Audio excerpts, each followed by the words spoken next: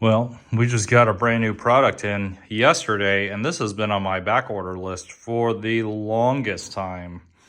And it's this guy here. It's the Vltor or however you pronounce it, CASV EL-2. And the EL-2 pretty much says that it's an extended length, and 2 means something, I don't know. But EL is the carbine extended length, which essentially means this one wraps around your standard gas block to the front.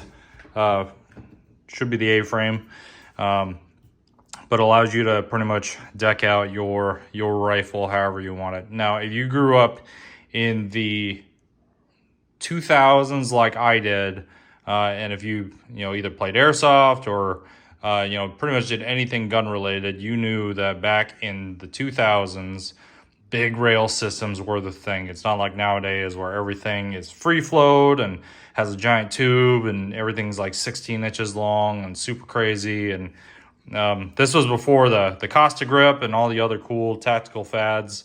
Definitely predates M-LOK, Keymod, and all the other proprietary mounting systems. So before all of that was a thing, you had big heavy rail systems such as the CASV, which I think is the more elegant of the two. And you had the ARMS SIR rail, which if any of you played airsoft, it's the S system rail, the super giant one that flips down. That's the ARMS SIR. To me, I always thought the CASV rail was the more elegant of the two. Additionally, the CASV was originally meant for, I think, an EOD contract for the Navy. Something about pimping out their shit or something, I don't know, whatever. But either way, so why is this still relevant in 2021? For me personally, the reason, so there's two things that's really relevant about this. So one, this is a 14.5 pin and welded, and I can't take the front sight block off, I can't take the handguard retainer ring off, and I can't take the delta ring off without having to either cut it all off or do something else, or unpin the A2 compensator. Well, if you're in my situation where you have something like this, obviously your rail choices are a lot limited compared to other people's. So typically speaking, MoSL or what I had before, which is the DD Easy Car 7.0 or other similar handguards, something like that, really go up to the retainer cap and then you're kind of cut off and that's it. Well, so why would you pick something like this over, I guess, normal rail systems or just putting a free float rail on there? Realistically, you don't. Common sense says you should probably just get a full length rail, and I've got plenty of those upstairs. But there's two things about this thing I think it's really cool. One, we see now and now more days that Unity tactical risers or just risers in general are getting way, way, way more popular, right? You put your Unity on there, you put your EXPS3 or your UH1 or whatever on there, and hey, you're call it good.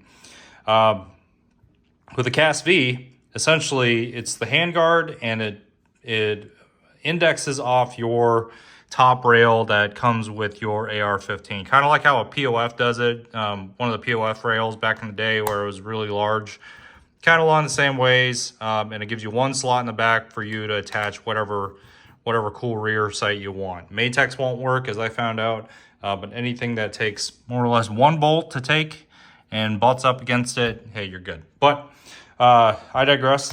This essentially acts like a Unity riser, which, hey, cool. It's the trend nowadays, which is cool. And two, of course, I don't have to take any of my shit off, right? No A-frame, no gas blocks, no handguard retainers, no delta rings, no flash hider.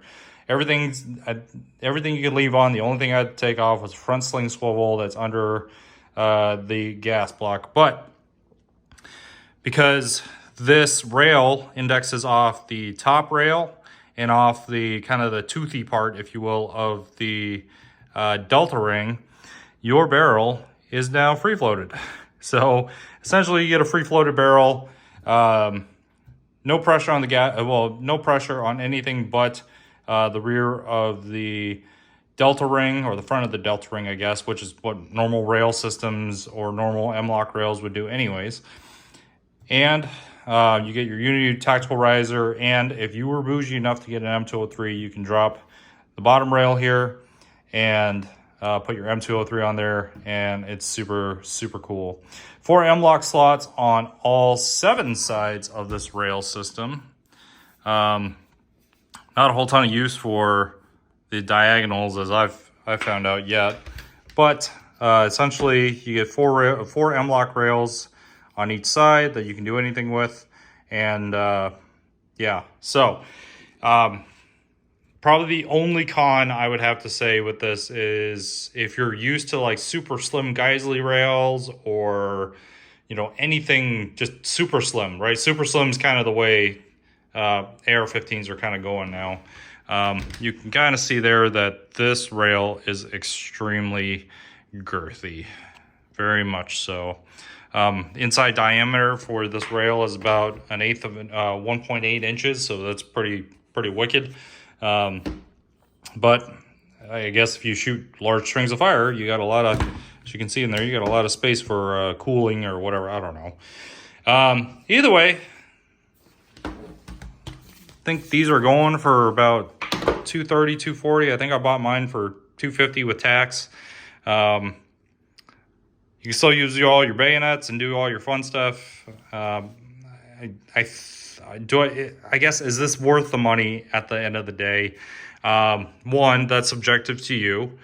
And two, personally, yeah, kinda, because if I would have bought a separate rail system that's extended length, that probably would have been like $100.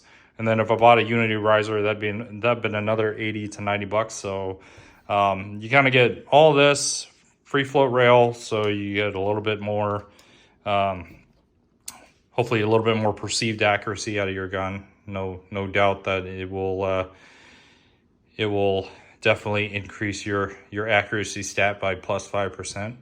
And I'm sure you'll just get a lot of cool looks at the range, because this is kind of, I don't know, it's a fun throwback to how things were done in the olden days. So anyways, CASV, really cool collector's item. You can get an original one or the M-LOK version. M-LOK, of course, gives you more flexibility, but you can still find the little rail sections on Midway as of right now for the original with the screw holes. I think it's great. Only adds an ounce, I think, to the original weight of the gun once you strip off the plastic handguard. So, I mean, I can't ask for more than that. And then in addition, you can still attach all your fun tactical doodads onto there, and everything is copacetic. So, short video. I think it's kind of wordier than I thought it was going to be, but there you go. If you throw a mod stock or an iMod on there and a CASV, I mean, you pretty much have a pretty sweet functional carbine. Hope you guys liked it. Like, comment, subscribe, do all the other fun stuff, and we'll keep buying cool shit and putting it on here. So, see ya.